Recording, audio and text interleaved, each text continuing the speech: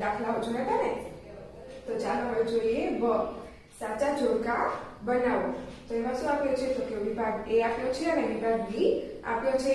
હવે એમાં વિભાગ એ માં આપણે જોયું હતું અને બે દાખલાઓ અને વિભાગ બી માં અત્યારે આપ્યા છે આપણને.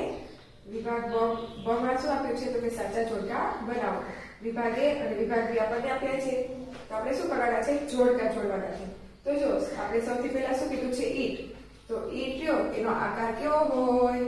યસ, લંબઘન. લંબઘન હોય ને ઈટ. ઈટ તો આકાર આવો હોય ને, આને કેવો કહેવાય? લંબઘન. એટલે કે ઈટ કેવી હોય છે? તો કે લંબઘન. પછી શું કીધું છે બીજું? તો કે જોકરની ટોપી. તો ફ્રેન્ડ્સ આપણે જોઈએ તો જોકરની ટોપી કેવી હોય? યસ, શંકુ આકાર. એટલે કે ઓપ્શન ડી, શંકુ. હવે જોઈએ ત્રીજું. તો તે શું છે? તો કે પાસો. પાસાનો આકાર કેવો હોય?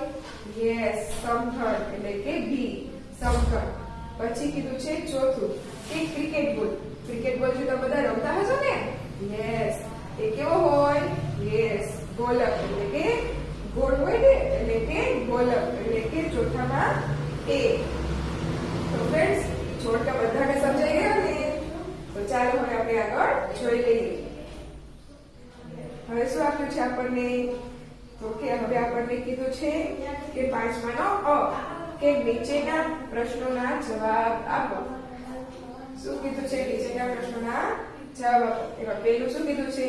કે નીચેનું કોષ્ટક એક કંપનીનું જુદા જુદા વર્ષોમાં થયેલ વેચાણ દર્શાવે છે. યોગ્ય પ્રમાણમાં લઈને આ વિગત દર્શાવતો લંબ આલેખ તૈયાર કરો. શું કરવાનું છે આપણે તૈયાર? લંબ આલેખ. શેનો? તો કે એક કંપનીના જુદા જુદા વર્ષમાં થયેલ વેચાણ દર્શાવે છે. શું દર્શાવે છે? વેચાણ. તો શું કરવાનું છે? આપણે લંબ આલેખ તૈયાર કરવાનો છે. ઓકે, તો લંબ આલેખ પર તૈયાર કરતા તો બધાને આવડી ગયો છે. આવડી ગયો છે ને? તો ફ્રેન્ડ્સ, આ તો બધાને આવડશે. આપણે શું કરવાનું છે? આલેખ. તો ચાલો આપણે આલેખ જોઈ લઈએ. આ શું કહેવાશે? તો કે આ એક્સ અક્ષ અને આ તો 0 અને અહીંયા કણે y અક્ષ. તો હવે આપણે x અક્ષ પર શું લેશું? યસ, શું લેશું? વર્ષ. એટલે કે વર્ષ. શું વર્ષ લેશું? તો કે 12, 13, 14, 15, 16, 17 અને 18. એટલે કે 2012, 2013, 2014, 2015, 2016, 2017, 2018. તો જો આપણે ક્યાં સુધી લીધું? 2017 સુધી છે તો 2017 સુધી લેવાનું. પછી હવે અહીંયા શું લેશું આપણે? તો કે વેચાણ. વેચાણ શેમાં આપ્યું છે આપણને? કરોડમાં. તો જુઓ આપણે શું લેવાનું છે? તો કે વેચાણ કીધું છે આપણને અને ક્યાં સુધી છે? તો કે 14 સુધી છે. તો હવે આપણે 1 સેમી બરાબર 1 લઈએ તો પણ લઈ શકાય. તો જુઓ 1 સેમી છે તો આપણે વેચાણ ક્યાંથી શરૂ કરવાનું છે? તો આપણે 6 કરોડથી શરૂ થાય છે.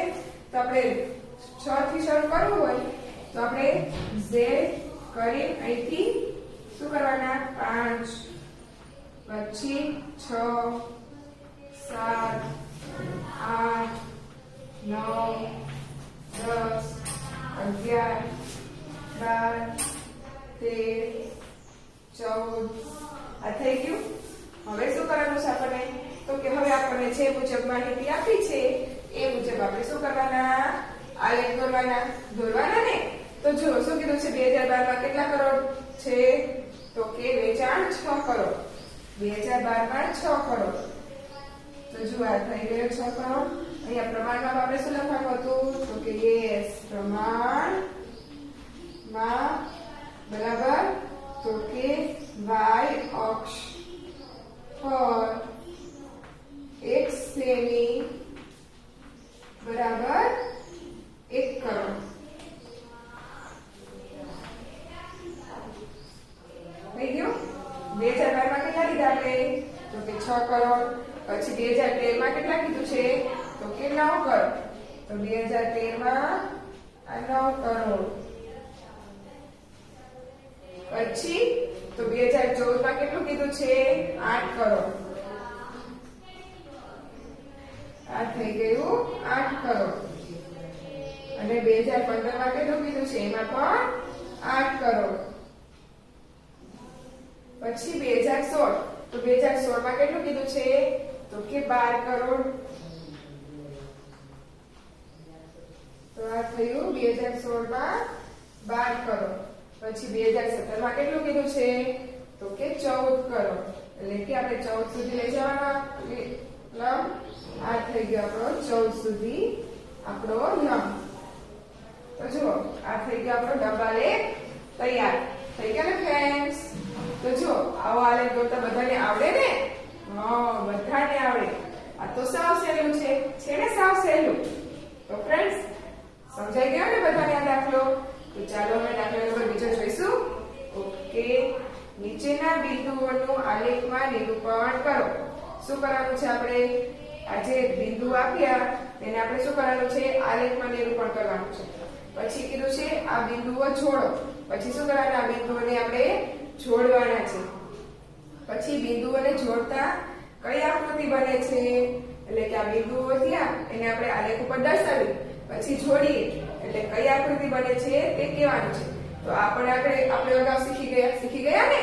તો એ પણ બધાને આવડે છે ને? યાદ છે ને બધાને? તો ચાલો હવે આપણે એ જોઈ લઈએ. શું છે તો કે દાખલા નંબર બીજો. એમાં આપણે આલેખમાં કીધું છે ને પણ એટલે આલેખ દોરવો જોશું. તો આ થઈ ગયો આપણો આલેખમાં. તો અહીંયા શું આવશે આપણે? તો કે અહીંયા કણે આપણે બિંદુઓ લેશું. અહીંયા કણે 1 2 3 4 5 6 7 8 9 10 એમ અહીંયા પણ લેશું. એટલે કે 1 2 3 4 5 6 7 8 9 અને 10. આ થઈ ગયો. આ શું થઈ ગયો આપણો આલેખ? તો હવે આપણે શું કરવાના છે? બિંદુઓ કરવાના છે. તો પેલું શું કીધું છે? 1 1 એટલે કે x અક્ષ પર 1 અને y અક્ષ પર પણ 1 એટલે કે 1 1 એટલે ક્યાં આવશે? અહીંયા કને બિંદુ. એને શું નામ આપવાનું છે આપણે? તો 1. પછી શું કીધું છે? 3 અને 1 એટલે કે x અક્ષ પર 3 અને y નો 1 એટલે કે ક્યાં થશે આપણો? યસ, અહીંયા કણે. તો આને શું નામ આપવાનું આપણે? b. પછી કીધું છે c 3 અને 5. તો 3 એટલે કે આના x ના 3 અને y ના 5. તો y ના 5 ક્યાં આવે છે? યસ, અહીંયા કણે. આ થઈ ગયું આપણું 5. એ શું છે? c. પછી શું કીધું છે? 1 5. 1 એટલે કે x નો 1 અને y ના 5. તો એ બિંદુ ક્યાં આવશે? અહીંયા પડે. તેને શું નામ આપવાનું છે? તો કે D. તો હવે શું કીધું છે? આ બિંદુઓ જોડો. તો ચાલો આપણે બિંદુઓને જોડી દઈએ. તો A થી B માં જોડવાનું, B થી C માં જોડવાનું, C થી D માં અને D થી A માં. તો જો આ બિંદુ જોડાઈ ગયા. તો આ કઈ આકૃતિ બની? યસ. એ નીચે પછી કરવાનું. 1 કરી લંબ ચોરસ. કઈ બની આકૃતિ? યસ, લંબચોરસની. તો ફ્રેન્ડ્સ આવું હવે દાખલો આવે તો બધાને આવડે ને? આ દાખલો બધાને સમજાઈ ગયો ને? Yes, very good. તો ચાલો હવે જોઈએ આપણે દાખલા નંબર ત્રીજો. તો દાખલા નંબર ત્રીજામાં શું કીધું છે? કે ગુણાકાર કરો. આપણને રકમ આપી છે અને શું કીધું છે? 4x નો વર્ગ -x વત્તા 2x નો વર્ગ વત્તા 3x વત્તા 5. આ બંનેનો શું કરવાનો છે? ગુણાકાર. પછી શું કીધું છે? જો x બરાબર -1 હોય તો કિંમત શોધો. એટલે આ બંનેનો ગુણાકાર કરીશું અને તેમાં આપણે x ની જગ્યાએ શું મૂકીશું? -1. તો ચાલો આપણે એ દાખલો જોઈ લઈએ.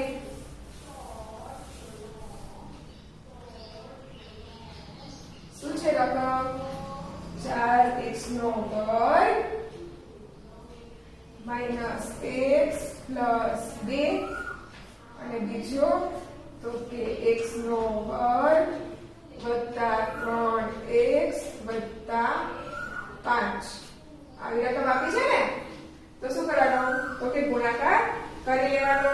પહેલાનો ગુણાકાર અહીંયા થશે ને અહીંયા પણ થશે ને. તો ચાલો જોઈએ. તો 4x વર્ગ ગુણ્યા x નો વર્ગ તો કેટલા થશે? યસ 4x ની 4 ઘાત પછી પ્લસ એમનામ જ આ પદ રહ્યું કે અહીંયા પણ એક ગુણાશે 4 તરી 12 x નો વર્ગ અને x એટલે કે x ની 3 ઘાત પછી આ પદ રહ્યું અહીંયા પણ ગુણાશે એટલે વત્તા એમના એમ 5 ચોક 20 5 ચોક 20 અથવા 4 પંચા 20 અને x નો વર્ગ છે તો x નો વર્ગ એમનામ જ. હવે માઈનસ x વાળો પદ લેવાનું એને અહીંયા ગુણવાનું અને આની સાથે ગુણવાનું.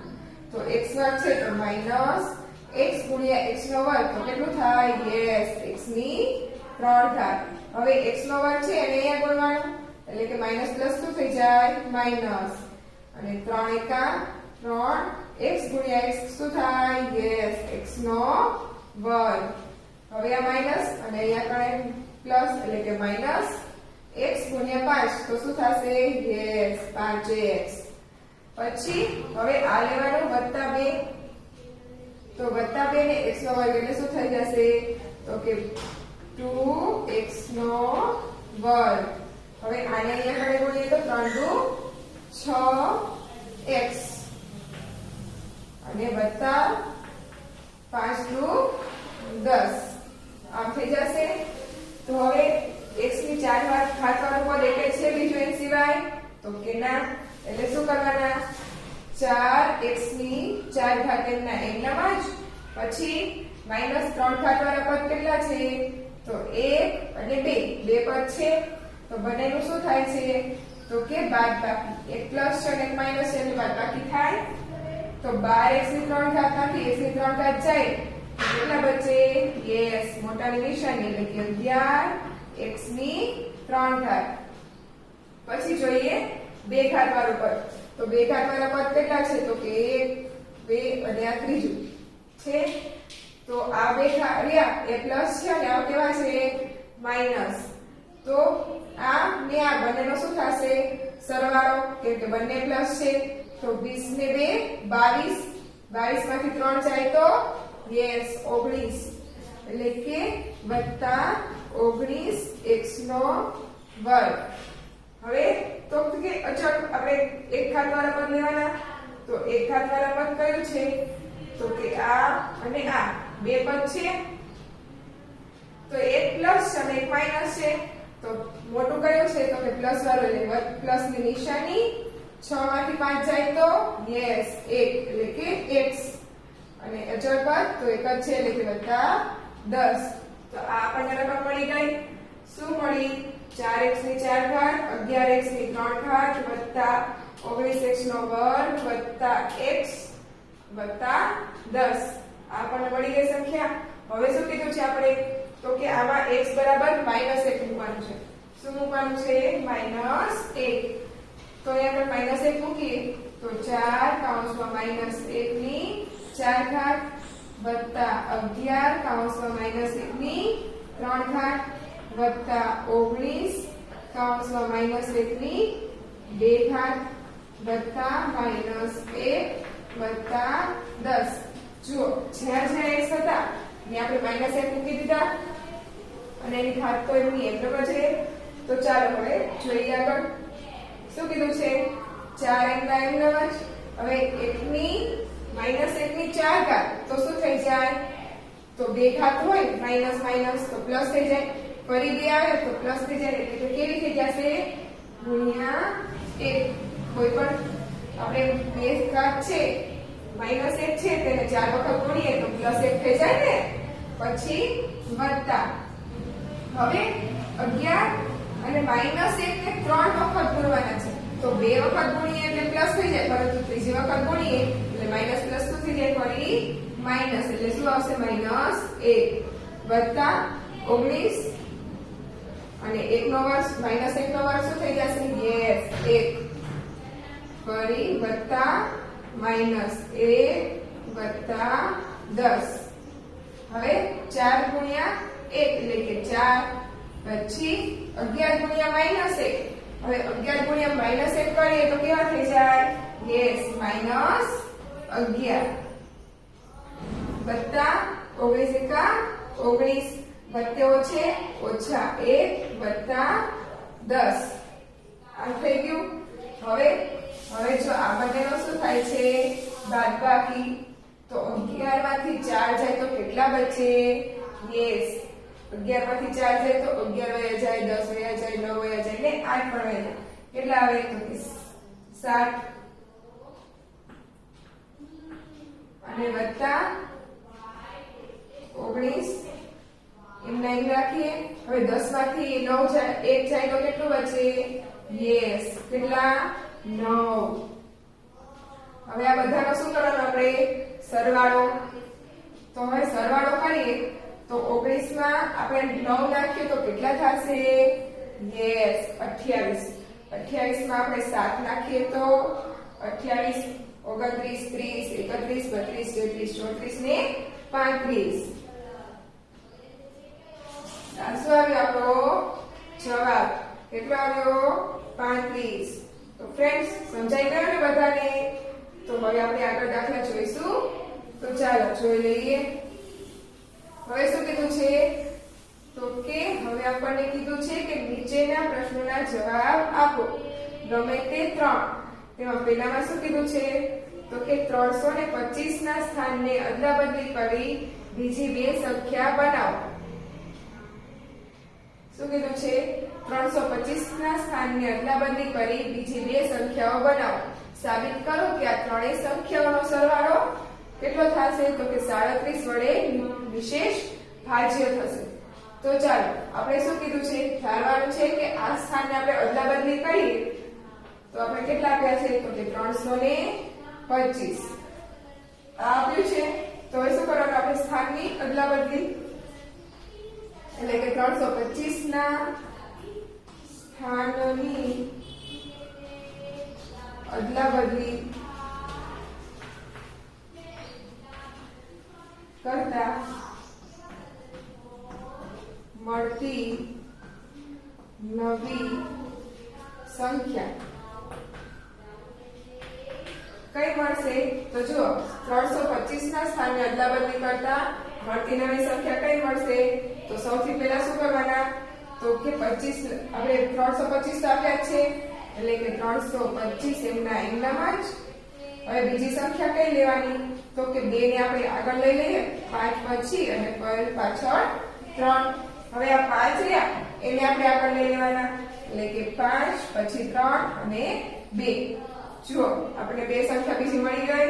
આનો શું કીધું છે આપણે કરવાનું, તો કે આ ત્રણેય સંખ્યાનો શું કીધું છે, સરવાળો કરવાનો. એટલે કે ત્રણેય સંખ્યાનો સરવાળો કરીશું. શું આવશે, 5 ને 3 8, 8 ને 2 10, એટલે કે 0 અને 1. હવે તો 5 ને 2 7 ને 8, 8 ને 3 11. હવે તો 3 ને 1 4, 5 ને 6, 6 ને 5 યસ 11. તો કેટલા આવ્યા, 1110. કેટલા આવ્યા, 1110. તો હવે શું કીધું છે કે 37 વડે વિશેષ ભાજ્ય છે, એ આપણે શું કરવાનું છે, સાબિત કરવાનું છે. તો ચાલો આપણે શું કરશું, તો કે 1110 ભાગ્યા શું કરશું, તો કે 37 કીધા છે ને એટલા માટે. તો ચાલો ભાગાકાર કરી લઈએ. તો ભાગાકાર કરીએ 110 અને 37. તો કે શું થશે, તો કે 37 એકા 37, તો આપણે કેટલા લેવાના છે? 100 ની આસપાસની સંખ્યા લેવાની છે. તો 37 ગુણ્યા 2 કરીએ. 37 ગુણ્યા 2 તો કેટલા થશે? 7 દુ 14 ને 1 3 દુ 6 ને 1 7. તો હજી કેટલા આવ્યા? 74. હવે 37 ગુણ્યા 3 લઈએ. તો 7 તરી 21 3 તરી 9 10 ને 11 કેટલા આવી ગયા? 111 આવી ગયા. તો શું લઈશું? 37 તરી 111 એટલે 0 0 થઈ ગયા. હવે આ 0 નીચે ઉતારીએ એટલે અંશમાં જે આપણે ભાગફળમાં 0 વયો જાય તો શું થઈ ગયો? તો કે 30. શું આવશે? 30. એટલે કે આ સાબિત થઈ ગયું કે 325 ની સંખ્યાની અદલાબદલી કરતા અને 37 વડે ભાગ ચલાવતા ભાગતા કેટલા મળી જાય છે? 30. શેષ બચતી નથી ને, એટલે કે તેથી શું લખવાનું? સાબિત થાય છે. થઈ ગયું સાબિત. તો ફ્રેન્ડ્સ સમજાઈ ગયું ને બધાને? તો ચાલો હવે જોઈ લઈએ આપણે બીજું. તો તેમાં શું કીધું છે? જો AB ગુણ્યા 6 બરાબર 222 હોય તો A અને B ના મૂલ્યો શોધો. શું કીધું છે આપણને? તો ચાલો એ આપણે જોઈ લઈએ.